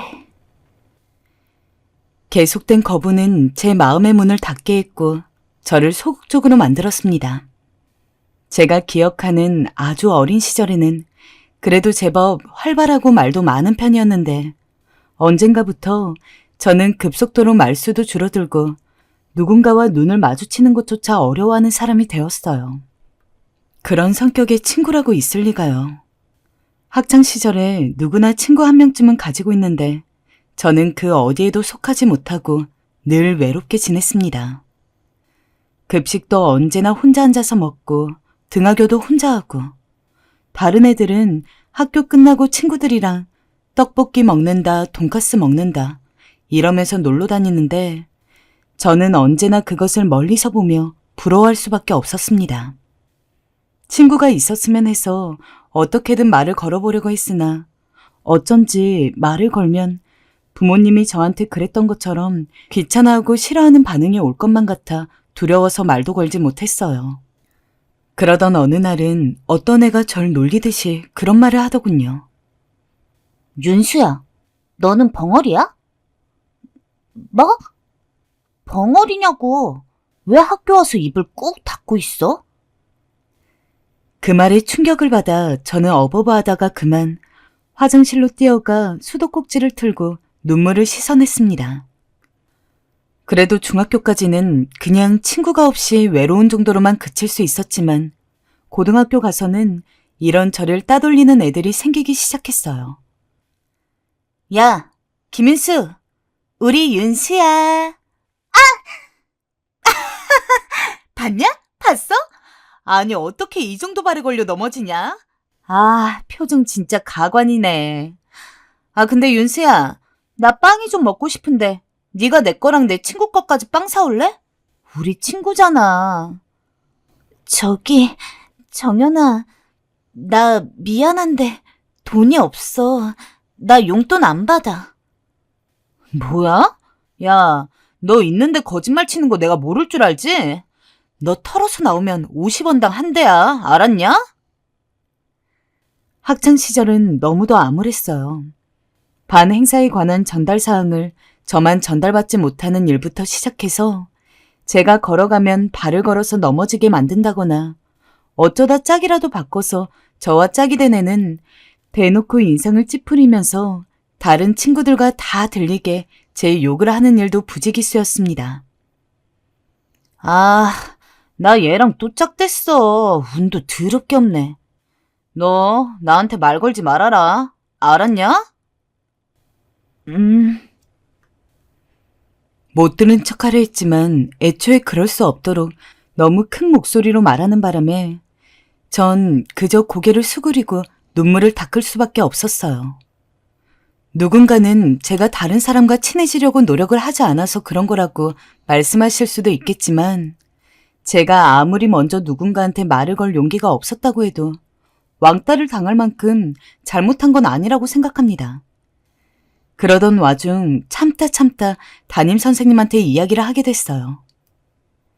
선생님, 제발 저 좀 도와주세요. 그래, 윤수, 네가 그런 일을 겪고 있는지 선생님이 몰랐구나.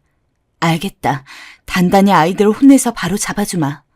말하기 어려웠을 텐데 선생님한테 말해줘서 고맙다.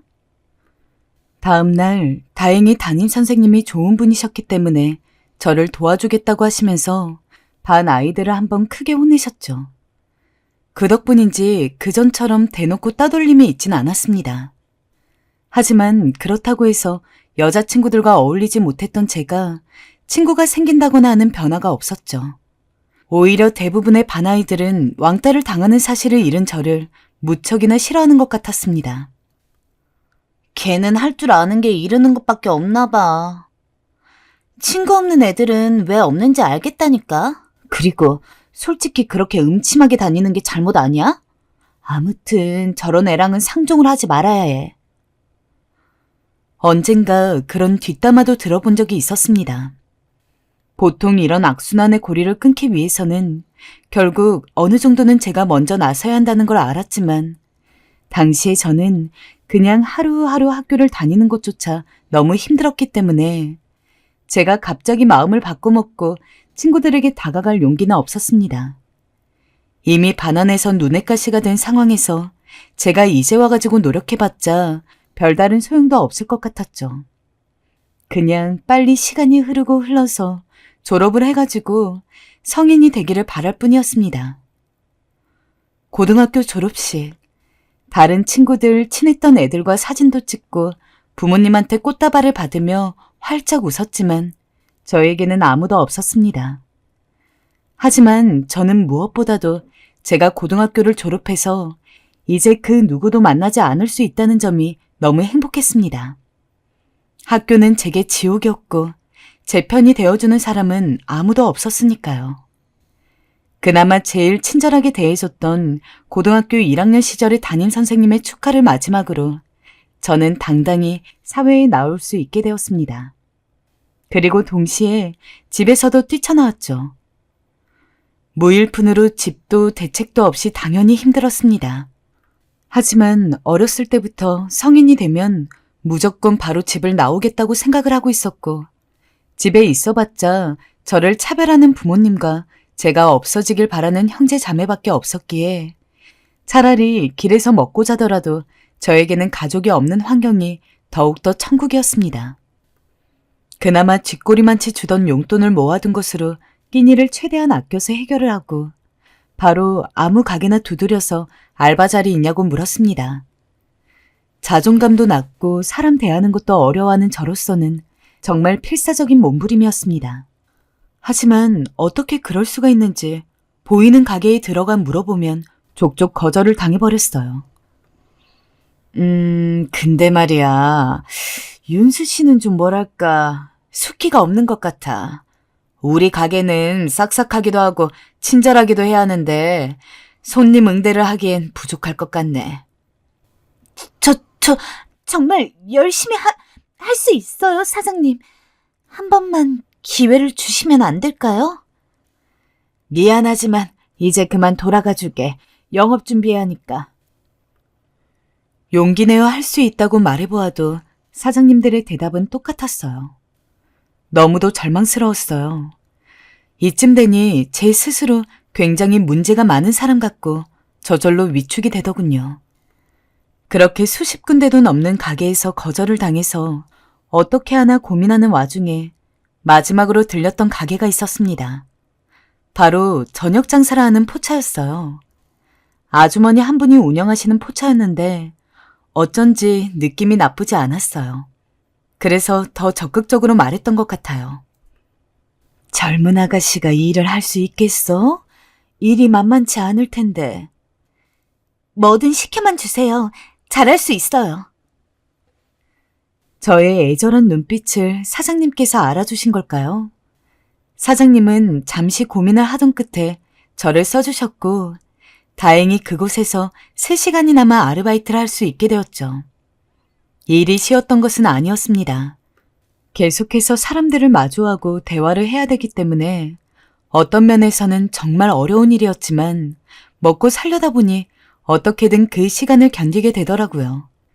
그리고 강제로라도 누군가랑 대화를 하고 그러다 보니까 오히려 옛날보다는 조금 더 사람을 대하는 것이 아주 힘겹거나 두렵지만 않았습니다.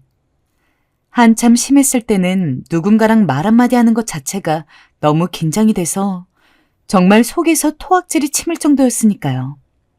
또 포장마차 아주머니가 그런 절 많이 배려해 주셨어요. 윤수야, 좀 못해도 괜찮아. 너무 겁먹지 말고 주문만 잘 받아. 알겠지? 네, 알겠습니다, 아줌마. 절 배려해주는 아줌마를 생각해서라도 전 더 열심히 일하려고 했던 것 같아요. 그리고 사람들을 어려워하고 두려워하는 사회 불안 장애도 많이 고치려고 했죠. 마음을 고친다는 게 쉬운 일은 아니었어요. 말씀드렸다시피 과거 어머니 아버지에게 겪었던 학대와 방치, 친구들로부터 왕따 나간 기억은 제 마음속 깊은 상처로 자리하고 있었으니까요.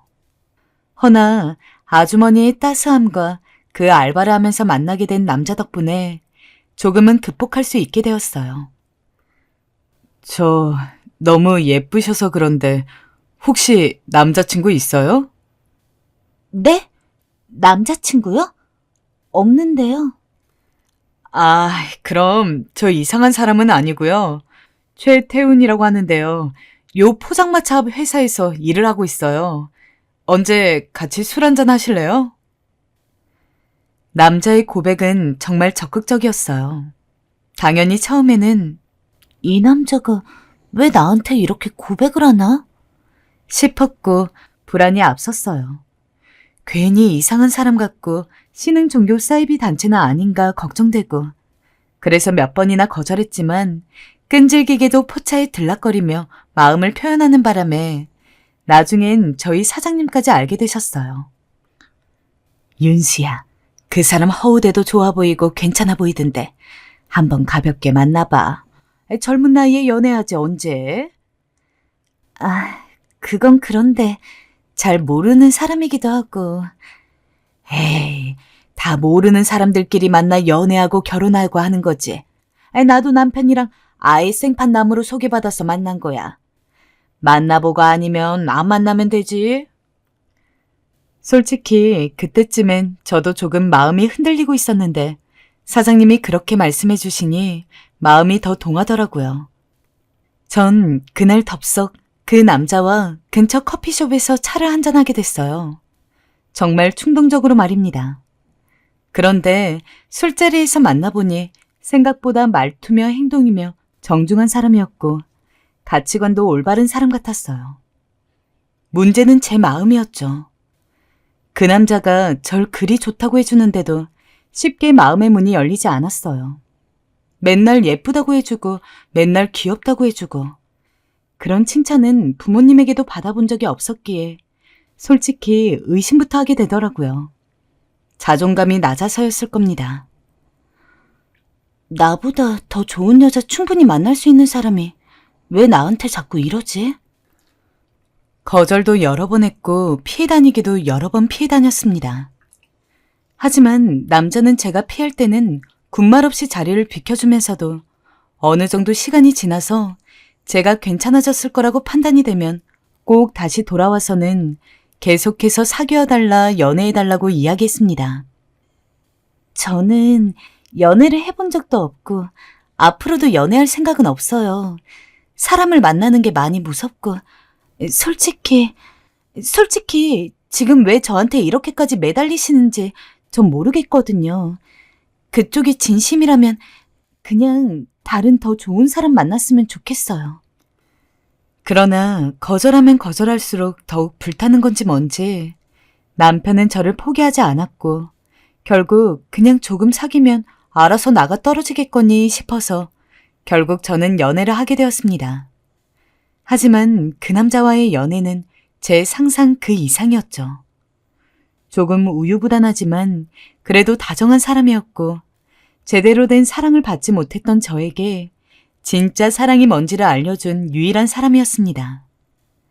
평생 저를 홀대한 부모님 밑에서 자랐기 때문에 결혼 생각도 없었고 설사 결혼을 하더라도 절대 애를 낳지 않겠다고 다짐했던 저인데 그 사람은 이러한 제 생각까지도 어느 정도 바뀌게 만들어줬습니다. 한 5년 사귀다 보니까 자연스럽게 그런 생각이 들더라고요. 내가 이 남자랑 결혼을 하면 어떨까?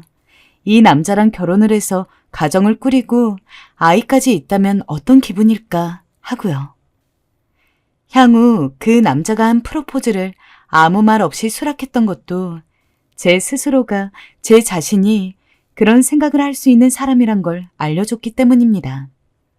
하지만 결혼 후에 행복했던 일만이 있는 것은 당연히 아니었습니다. 처음 결혼 허락을 받을 때부터 시어머니는 제가 그리 탐탁지 않아 보였죠. 아니나 다를까 결혼을 하고선 남편과 분가를 했는데도 시어머니는 시도 때도 없이 찾아와서는 잔소리 아닌 잔소리를 퍼부었습니다. 예, 너는 어쩜 청소 하나 제대로 못하니? 아니 내가 분명 먼지는 살살 털어서 깨끗이 하라고 했거늘 그거 하나 못하는 거야? 그리고 내가 너 아침엔 환기하라고 했니 안 했니? 창문이 왜 열려 있는 거야? 어머님 죄송한데요. 저 아까 아침에 환기했다가 날씨가 추워서 문을 닫았어요. 청소할 땐 계속 창문을 열고 있어야지. 너 그런 기본적인 것도 부모한테 못 배운 게야? 아니 도대체 사도는 뭘 가르치신 거니? 아휴, 대체 어디서부터 널 가르쳐야 하는 건지 네가 이렇게 못 배운 애인 줄 알았으면 내가 널 처음부터 며느리로 허락도 하지 않았다. 시어머니의 뼈아픈 잔소리들은 아무리 들어도 익숙해지지가 않았어요. 세상엔 몇십 번, 몇백 번을 해도 익숙해지지 않은 것도 있다고 하잖아요. 저한텐 시어머니가 그런 존재였어요. 저절로 이게 시집살이구나 싶더라고요. 시어머니가 뭐라고 하든 무조건 웃으면서 괜히 트집 잡을 일 없게 잘하려고 했지만 제가 아무리 열심히 노력한다고 하더라도 시어머니가 이를 알아주질 않았습니다. 그리고 제일 불만이었던 건 말이었어요. 같은 말을 해도 어다르고 아다른데 시어머니는 사람 가슴 아픈 부분만 콕콕 찔러가며 자기 할 말 하는데 큰 재주가 있으셨어요. 여보, 미안해. 엄마 때문에 힘들지? 남편한테 이야기할 수도 없었습니다. 남편은 이미 시어머니가 저에게 이렇게 시집살이를 시킨다는 걸 알고 있었지만 원체 효자이기도 하고 성격 자체가 강단이 없어서 중재를 잘 못하는 편이었거든요. 그래서 늘 시어머니가 돌아간 뒤 저와 둘이 방에 있을 때마다 자기가 미안하다며 사과를 하고 제가 힘들어하는 것을 공감해 주는 게 전부였습니다. 그나마 도련님이 제 편이 되어주었습니다. 남편보다 5살이 어린 도련님은 당시 여자친구 없이 시어머니와 시아버지와 함께 살았는데 제가 명절 때나 시부모님 생신 때나 중요한 날에 시댁에 가서 시어머니에게 시집살이를 당하고 있으면 언제나 도련님이 와서는 말려주었습니다. 엄마, 왜 그렇게 자꾸 형수님한테 그러세요? 형수님 멀리서 여기까지 왔는데 참, 내가 보기 부끄럽고 민망해요. 뭐야? 너 이놈 새끼가 뭐라 했냐 지금? 형수님이 아침부터 와서 전 부치고 만두 만들고 다 하고 계시잖아요. 잘하고 있는 분한테 왜 입을 대세요? 자꾸 잔소리 하실 거면 엄마가 옆에서 좀 돕기라도 하든가요. 그리고 형수님도 엄마한테 할 말은 해요.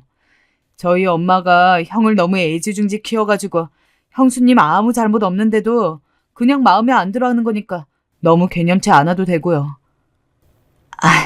아니에요, 도련님. 어머니께서 맞는 말씀 하신걸요. 제가 더 잘해야죠. 어머님, 이거 만두는 모양 더 신경 써서 만들게요. 저도 화가 안 난 건 아니에요.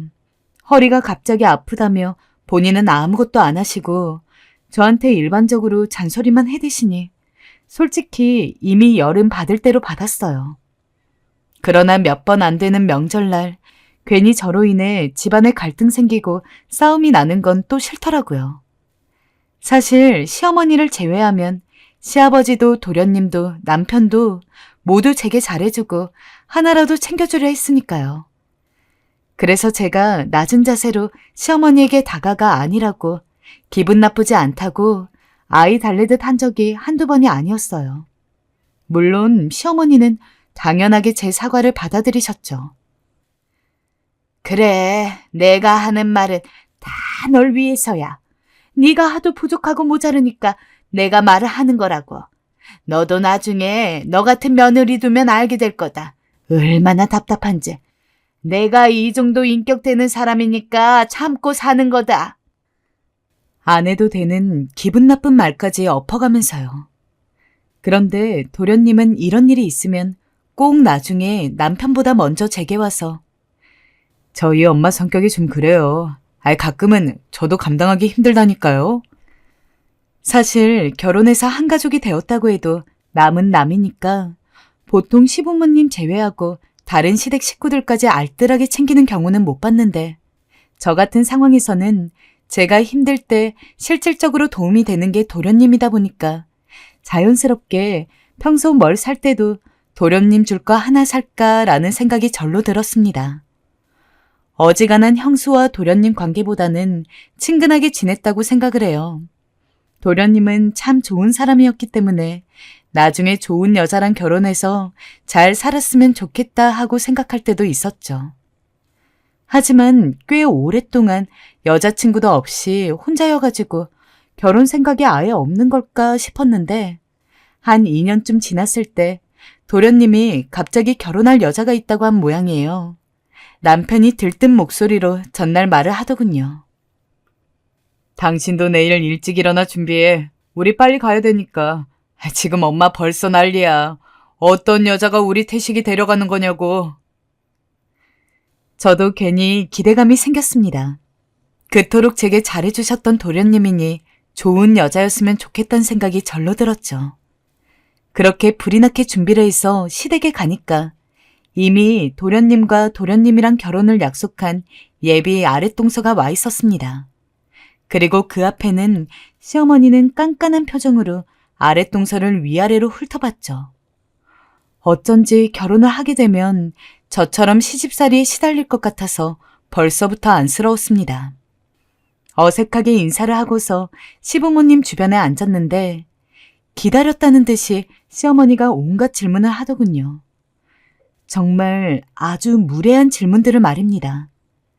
하지만 만약 저였다면 정말 당황하고 얼어붙었을 것 같은데 신기했던 건 아랫동서가 정말 막힘 하나 없이 술술 이야기했다는 점이에요. 그래, 아가씨 가족관계는 어떻게 되니? 어머니 아버지 직업은 뭐이고? 저는 어머니 아버지 남동생 하나와 같이 살고 있어요. 어머니는 택시 운전사이고 아버지는 작은 회사에서 일하세요. 두 분 다 맞벌이를 한다고? 가정 형편이 넉넉하지 않겠구나. 그럼 아가씨 돈은 얼마나 버나? 대식이한테 듣기론 영어 강사를 하던데. 저는 한 달에 200 정도 벌어요. 일 안 할 땐 부업처럼 번역일도 하고 있어서 그보다 더 벌 때도 있고요. 연봉도 우리 태식이보단 작네. 엄마, 이 자리가 어떤 자리인지 몰라서 그래요? 그만하세요. 무슨 취조하시는 것도 아니고 나중에 제가 하나하나 말씀드릴게요. 넌 조용히 하고 기다려봐라. 그럼 아가씨 집에 재산이나 뭐 모아둔 돈은 좀 있고? 게다가 시어머니가 아무리 까탈스럽게 이야기하며 반대를 하려고 해도 아랫동서는 전혀 굴하지 않았습니다. 제가 다른 잘 사는 사람들에 비해서 아주 좋은 환경을 가지고 있는 것은 아니지만 태식 씨랑 결혼해서 둘이 가정을 꾸리며 살아나가기에는 부족함이 없다고 생각합니다. 앞으로 아이 낳을 때까지 저는 계속해서 돈을 벌 거고 지금도 충분히 저축해둔 돈이 있기 때문에 그런 부분도 걱정하지 않으셔도 괜찮습니다, 어머님. 저랑은 완전히 다른 사람이었습니다. 시어머니 눈을 똑바로 마주하면서 할 말은 다 하는 아랫동서의 모습이 얼마나 멋있었는지. 게다가 말이 아랫동서지 그냥 바깥에서 만났으면 오히려 제가 더 동생이었습니다. 저보다 연상이라 그렇게 어른스러운 것도 있었던 것 같고 성격 자체가 당당하고 자신감이 넘치는 것 같았달까요? 천하의 시어머니도 아랫동서가 그렇게 똑 부러지고 야무지게 이야기를 하니까 아무런 말도 못하더라고요. 내심 아랫동서가 정말 부러웠습니다. 제가 저 성격의 반의 반이라도 닮았다면 지금은 더 훨씬 더 나았을 텐데 하는 생각이 말이죠. 게다가 아랫동서는 말투가 날카롭고 뭐래도 따박따박 이야기하는 경향이 있어서 얼핏 보기에는 조금 냉정해 보였지만 친해지면 정말로 가까운 사람 잘 챙길 줄 아는 좋은 사람이었습니다. 그러던 어느 날 제가 언제 한번 교통사고를 크게 당했어요. 장을 보고 오는 길이었고 신호가 없는 횡단보도를 건너는데 저를 미처 보지 못했던 차가 달려오다가 저를 치고 만 거였죠. 다행히 빠른 속도로 달리고 있는 차는 아니어서 심각할 정도로 다친 건 아니었지만 그래도 다리가 부러져가지고 한동안 제대로 움직이지도 못할 정도로 병원 신세를 져야 했습니다. 간병인 있으면 괜찮은데 굳이 이렇게까지 와서 안 돌봐도 돼, 동서. 제가 형님 돌볼 여력이 되는데 왜 굳이 돈 써가면서 간병인을 불러요? 그냥 미안해할 것도 없고 편하게 생각해요. 제가 하고 싶어서 하는 거니까. 아휴, 고마워서 어쩌나. 고맙긴요. 제가 하고 싶어서 하는 거니 고맙단 말 마세요, 형님. 아니, 그나저나 그 차 운전자는 뭐 하는 사람이에요? 사람이 횡단보도를 건너고 있으면 제대로 봐야지. 형님 이쁜 얼굴 이렇게 다쳐서 제가 다 속상해요. 저는 딱히 아픈 가족을 돌봐준 적도 돌봄을 받은 경험도 없지만 현실적으로 생각을 해봐도 목발을 짚거나 휠체어를 타질 않으면 걷는 것조차 힘든 사람을 간병한다는 게 어디 쉽겠어요? 그러니까 사람들 다 돈 내고서 전문 간병인을 쓰는 거죠. 동서가 먼저 저를 돌봐준다고 이야기한 것에 무척 고마웠지만 솔직히 미안함이 더 컸던 게 사실입니다. 한 달 가까이 입원해 있어야 했고 그때까지 매일매일 동서가 병원에 상주하면서 화장실도 봐줘야 하고 씻는 것도 도와줘야 하고 정말 이만저만 민폐잖아요. 그리고 아주 어릴 때보다 조금 나아졌다지만 이렇게까지 가까이서 동서와 매일 이야기하는 것은 솔직히 조금 어려웠습니다. 하지만 동서는 꿋꿋이 제 곁에서 제가 퇴원을 할 때까지 도와주었어요. 제가 불편해하는 티가 분명히 났을 텐데 그것에 대해서 아무 말도 하지 않았죠. 대신에 가만히 이런 말을 던지기만 했습니다. 요새 사람 사귀고 그러는 게 참 어려워요, 형님.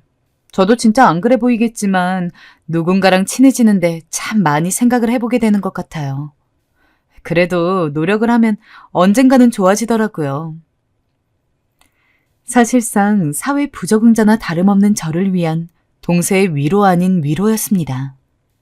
솔직한 말로 제가 동서와 붙어 지내는 그 한 달이 제 한평생 다른 사람과 대화했던 것보다 훨씬 더 길었을 겁니다. 그만큼 동서는 언제나 저와 어떤 주제에 대해서라도 대화를 하려고 했고 또 핸드폰으로는 전화와 문자밖에 할 줄 모르던 저에게 영화 보는 것도 알려주고 게임하는 법도 알려주고 혹시나 나중에 외로우면 누구 만나기라도 하라면서 친구를 사귀는 어플 같은 것도 가르쳐 주었습니다. 제가 계속해서 부끄러워하고 경험쩍어 하는데도 불구하고 동서가 단호하게 알려주다 보니까 저도 못 이기는 척 배울 수 있고, 게다가 동서는 무조건 칭찬만 해주고 저한테 가르쳐주기만 하는 게 아니었습니다. 혹시나 제가 뭘 잘못하려고 하면 형님, 이거 이렇게 하면 안 돼요 라면서 바로 막아주기까지 했죠. 그러던 어느 날이었어요. 제가 백화점에서 옷을 샀는데 막상 집에 와보니 실밥이 지나치게 뜯어져 있는 거예요. 분명 새 상품이라 했는데 아닌 것 같은 마음에 기분이 확 상했어요. 문제는 이걸 매장이가 말하고 교환을 하든 환불을 하든 해야 하는데 입이 안 떨어지는 거예요. 괜히 그 직원분에게 민폐를 끼친 것 같고 막상 그 앞에 가서도 용기가 나지 않더라고요. 저의 소심한 성격이 또 발동을 건 거죠. 그런데 같이 당시 쇼핑을 갔던 동서가 제 얘기를 듣곤 갑자기 제 손을 잡고 백화점으로 끄는 겁니다. 동서 왜 그래? 형님, 환불이든 교환이든 고객 권리예요. 그리고 새 옷에 실밥이 이렇게나 많이 뜯어져 있는 게 말이 돼요? 분명 누가 입어본 옷이에요. 당연히 환불해야죠. 그건 그렇지만. 동서가 절 끌고 가더니 당당하게 매장 앞으로 가 아까 한 말을 그대로 했어요. 매장 직원분도 동서가 보여준 옷의 상태를 보더니 불찰이라 생각했는지 바로 죄송하다며 환불을 해주더라고요.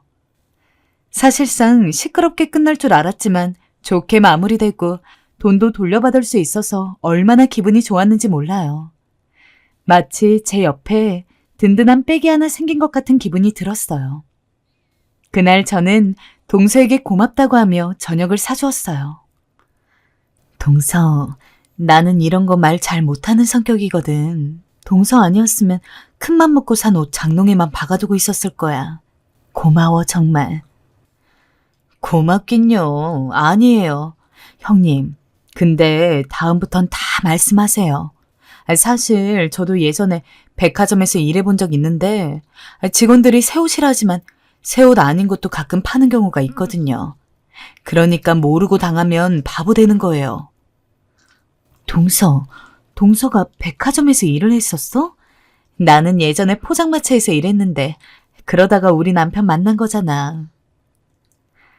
그날 저는 마치 학창시절 여고생처럼 동서와 즐겁게 웃으며 묵혀온 얘기들을 나누었어요.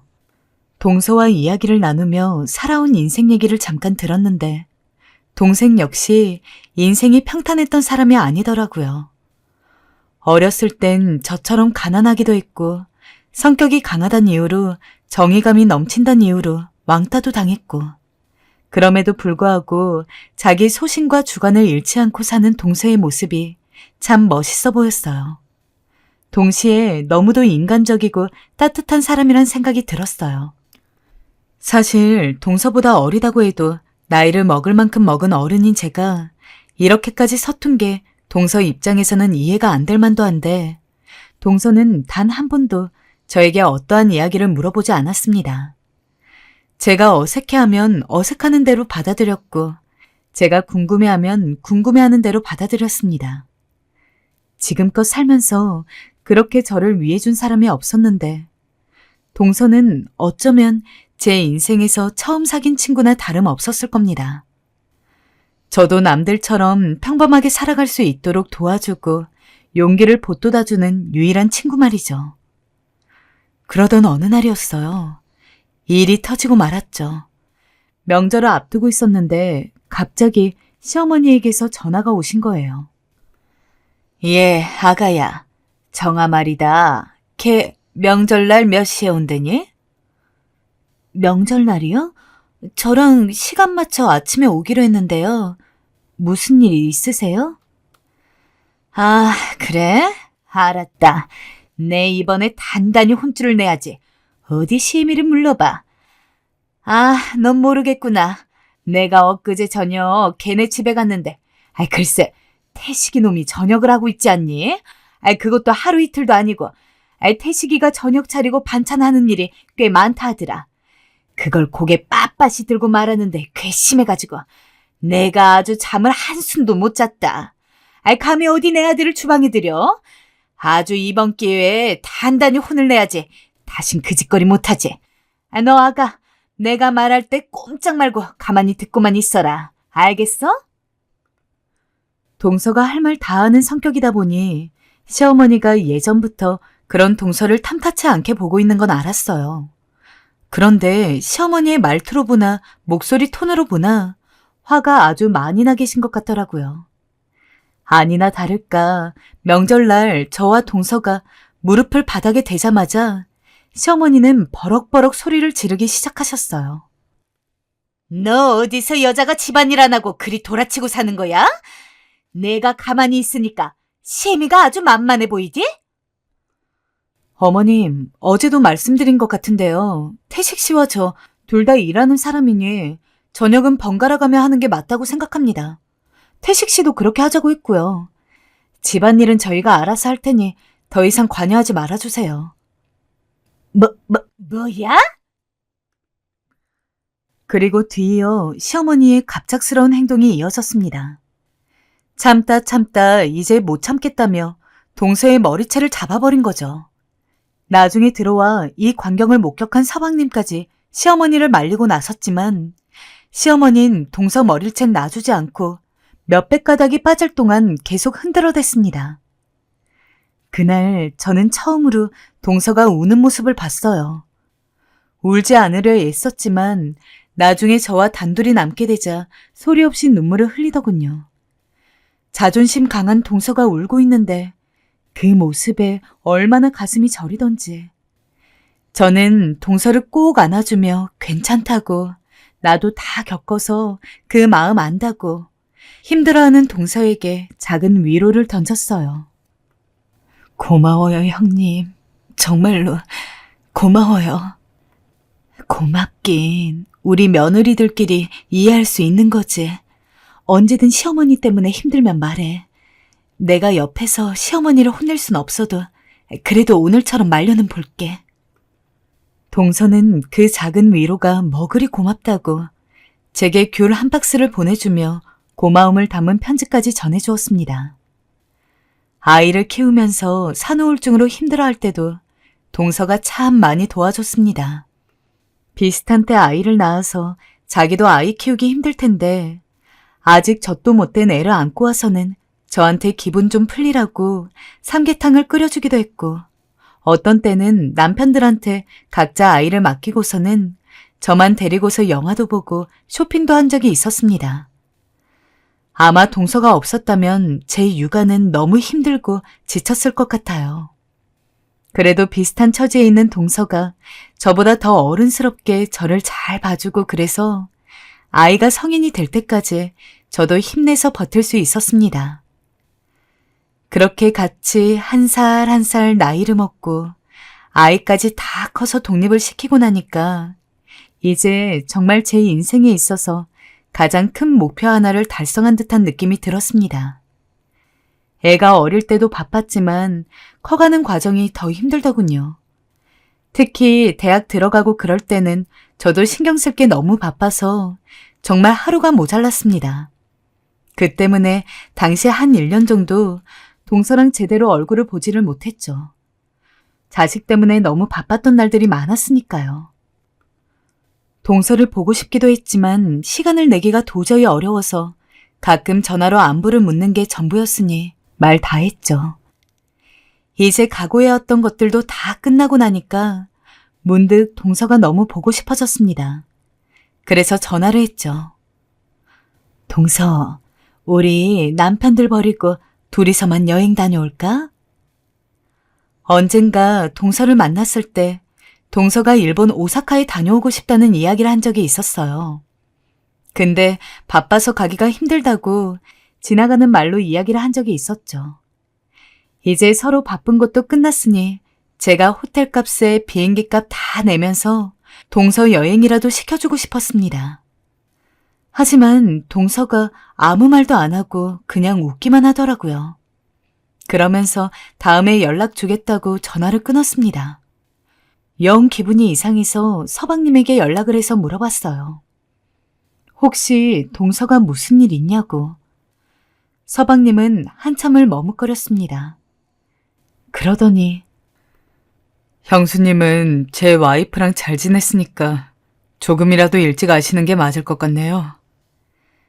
라며 믿을 수 없는 이야기를 꺼냈죠.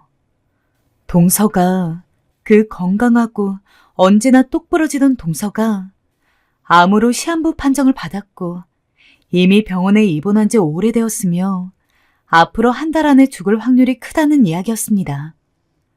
저도 모르게 서방님한테 왜 그런 이야기를 진작 안 알려줬냐고, 어떻게 이제 알게 하냐고 소리를 질렀어요. 죄송해요, 형수님. 아내가 절대로 형수님한테 이야기하지 말라고 했어요. 형수님 요즘 바쁜데 자기 때문에 신경 쓰면 더 힘들 거라고. 무슨 정신으로 동서가 입원한 병원에 갔는지 모르겠습니다. 병원에 도착했는데 그 당당하고 늘 자신감 넘치던 동서가 헬스한 얼굴로 파리하게 웃으며 저를 보는데 정말 바보처럼 엉엉 눈물이 나더라고요. 정말 힘든 사람은 동서일 텐데 내가 울어서는 안 되는데 아무리 마음을 다잡아도 눈물이 멈추지 않았습니다. 나 힘들 때 도와준 건 동서인데 나는 아무것도 해줄 수 없다는 현실이 너무 슬펐고 정말 동서가 금방이라도 멀리 떠날 것 같아서 두려웠습니다. 동서는 아무 말도 안 하고 그저 웃으며 제 손을 잡았죠. 그리고 거짓말처럼 딱 한 달 뒤 동서는 하늘나라에 갔습니다. 장례식을 치르고 멍한 정신으로 시댁 거실에 앉아 있는데 서방님이 편지 한 장을 건네주더라고요. 동서가 죽기 전에 편지를 썼었는데 저한테 쓴 것도 있다면서요. 나이 어린 형님, 제 드센 성격 받아주기 정말 어려웠을 텐데 단 한 번도 싫은 티 안 내고 언제나 제가 말 걸 때마다 열심히 받아주셔서 정말 감사했습니다.